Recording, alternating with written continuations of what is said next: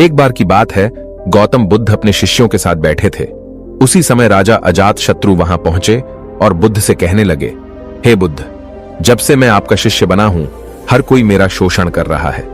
आपका शिष्य बनने से पहले सभी लोग मुझसे डरते थे, क्योंकि उस वक्त मैं बहुत कठोर था और मैं किसी को मौत की सजा देने से पहले एक बार भी नहीं सोचा करता था। लेकिन आपका शिष्य बनने के बाद मेरा किसी को दंड देने का मन नहीं करता और ना ही मुझे गुस्सा आता है। मैं शांत हो गया हूं और सभी को दया भावना से देखता हूं। लेकिन कुछ लोग मेरे इस बदलाव का अनुचित लाभ उठा रहे हैं और इसने मेरे राज्य के लोगों को भी एक तरह के खतरे में डाल दिया है। कृपया आप मुझे बताएं कि मुझे अब क्या करना चाहिए।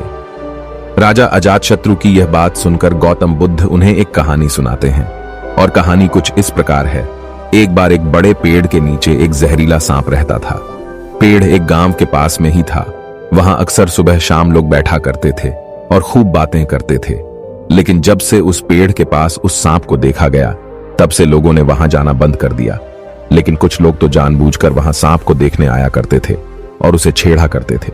अब उस सांप को जब खतरा महसूस हुआ तो उसने खुद के बचाव के लिए लोगों पर हमला करना शुरू कर दिया। वह सांप अब अपने क्षेत्र में लोगों का आना भी बर्दाश्त नहीं करता था, जिससे गांव के कई लोगों की जान जाने लगी। इस तरह पेड़ के आसपास जब भी कोई हलचल होती तो सांप वहां आ जाता और हमला कर देता था। सांप की दहशत अब पूरे गांव में हो गई। अब लोगों ने बिल्कुल ही उस पेड़ के पास जाना बंद कर दिया। एक दिन एक साधु महात्मा उस गांव से गुजर रहे थे।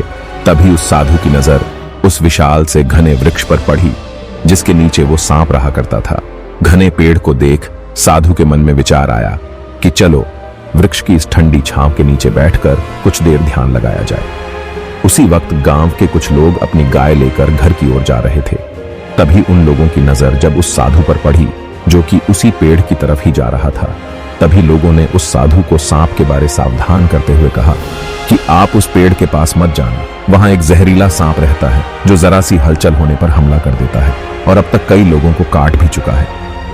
लोगों की यह बातें सुनकर साधु मुस्कुराए और उस पेड़ की तरफ चल पड़े। उस जगह को थोड़ा साफ करके जैसे ही साधु ध्यान करने के लिए बैठे, तभी सांप हलचल सुनकर साधु के सामने आ पहुंचता है और फूंकारने लगता है। फूंकार की आवाज सुन साधु की आंख खुलती है और वह सांप को देखने लगते हैं। वह सांप की आंखों में देखते हुए एक मंत्र बोलते हैं और मुंह से फूंक मारते हैं।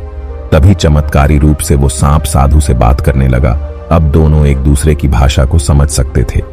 सांप साधु से कहता है, हे मनुष्य, क्या तुम मुझसे नहीं डरते?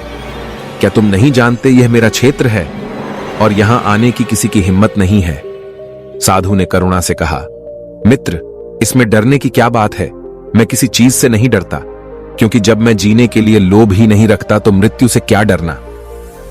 सांप साधु की ये बातें सुनकर चौंक गया, क्योंकि सांप की इससे पहले ऐसे लोगों से मुलाकात हुई थी जो उसको मारना चाहते थे या उसके डर से भाग जाते थे, लेकिन वह ऐसे व्यक्ति से कभी नहीं मिला था जो उससे नहीं डरता।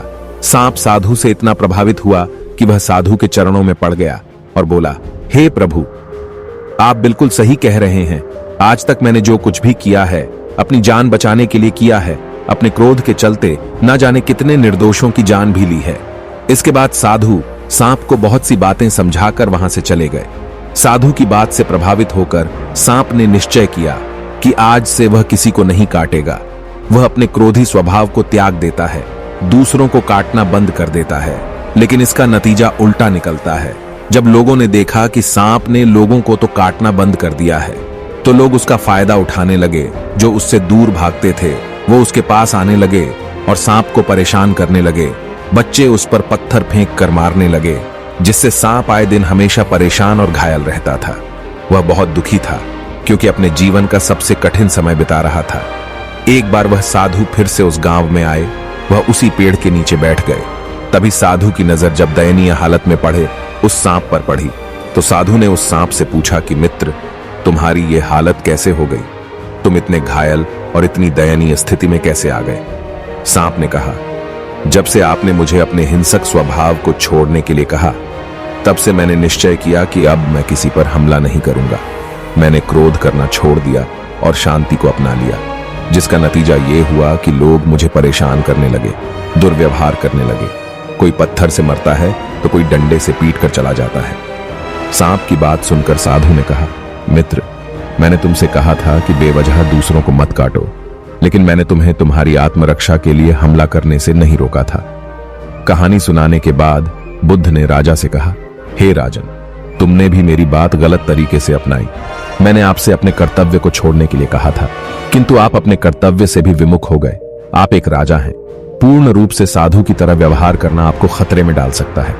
तुम्हें सिर्फ अंदर से साधु की तरह रहना था और बाहर से राजा की तरह, ताकि जरूरत पड़ने पर खुद की, प्रजा की और राज्य की रक्षा कर सको।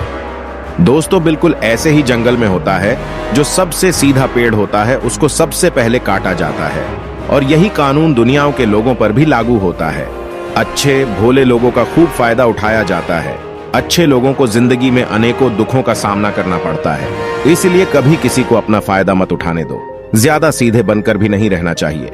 लोगों को उनकी मर्यादा में रखने के लिए खुद को परिस्थिति के अनुसार बदलना सीख जाइए, अन्यथा आपका हाल भी उस राजा व सांप की तरह हो जाएगा।